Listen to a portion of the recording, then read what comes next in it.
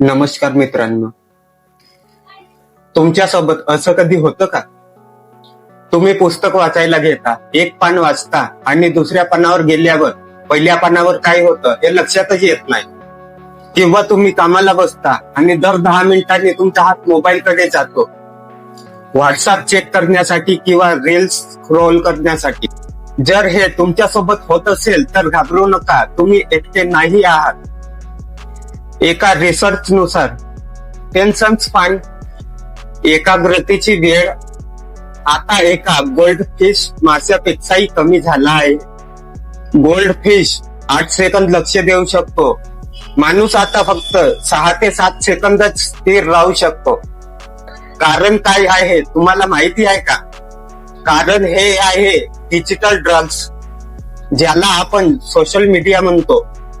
पण मित्रांनो, यश त्यांनाच मिळतो ज्यांची एकाग्रता, कॉन्सन्ट्रेशन लेझर सारखी तीक्ष्ण असते. स्वामी विवेकानंद म्हणायचे, एकाग्रता ही ज्ञानाची गुरुकिल्ली आहे. आजच्या व्हिडिओमध्ये मी तुम्हाला 3 सायंटिफिक टेक्निक सांगणार आहे, ज्यामुळे तुमचं भटकलेलं मन पुन्हा जागेवर येईल आणि तुमचा फोकस 10 पटीने वाढेल. आणि दुसरी टेक्निक तर इतकी सोपी आहे की तुम्ही ती आता व्हिडिओ बघता बघता सुद्धा सुरू करू शकता.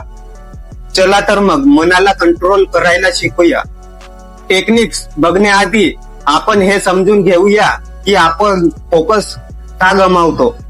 आपल्याला वाटतं की आपण मल्टीटास्किंग एकाच वेळी अनेक कामं करून स्वतःला हुशार ठरवतोय.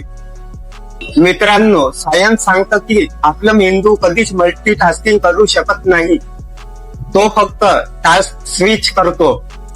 तो एका कामावरून दुसऱ्या कामावर उड्या मारतो आणि त्या उड्या मारण्यात तुमची फोकस बॅटरी डिस्चार्ज होते. त्यामुळे पहिली शपथ घ्या, 1 थिंग ॲट अ टाइम. जेवताना फक्त जेवण करा, वाचताना फक्त वाचन करा. जेव्हा तुम्ही एकच काम करता तेव्हा तुम्ही डीप वर्क करू शकता. पहिली आणि सर्वात प्रसिद्ध पद्धत पोमोडोरो. आपलं मन एकाच जागी तासनतास बसू शकत नाही, त्याला ब्रेकची गरज असते. म्हणून 25 मिनिटे काम आणि 5 मिनिट ब्रेक हे सूत्र वापरा. टायमर लावा. 25 मिनिटे जगातलं दुसरं कोणतंच काम करायचं नाही आणि 25 मिनिटे झाली की 5 मिनिटाचा ब्रेक घ्या. त्यात मोबाईल बघू नका, पाणी प्या किंवा स्ट्रेचिंग करा. असं 4 वेळा केल्यावर म्हणजे 2 तास झाल्यावर एक मोठा अर्ध्या तासाचा ब्रेक घ्या. ही टेक्निक वापरल्यावर तुम्हाला जाणवेल की तुम्ही कमी वेळात जास्त काम केलंय. दुसरी टेक्निक आहे डॉट कॉन्सन्ट्रेशन, जी भारतीय ऋषीमुनींनी शोधली आहे. एक पांढरा कागद घ्या, त्यावर पेनाने एक छोटा काळा डॉट बनवा आणि तो कागद भिंतीवर डोळ्याच्या लेवलने लावा आणि आता त्या बिंदूकडे एकटक बघा. जोपर्यंत डोळ्यात पाणी येत नाही किंवा जड वाटत नाही तोपर्यंत डोळ्याची पापणी लावू नका. सुरुवातीला 1 मिनिट जमेल, नंतर 2 मिनिट. ही एक प्रकारची मेंदूची जिम आहे. जसं डंबल्स उचलल्याने स्नायू वाढतात, तसं त्राटक केल्याने तुमची एकाग्रतेची मज्जासंस्था मजबूत होते. रोज सकाळी 5 मिनिटं हे फक्त करून बघा. तिसऱ्या दिवशी तुम्हाला फरक जाणवेल. तिसरी टेक्निक आहे, जेव्हा मन पडू लागेल तेव्हा त्याला जबरदस्तीने थांबवा.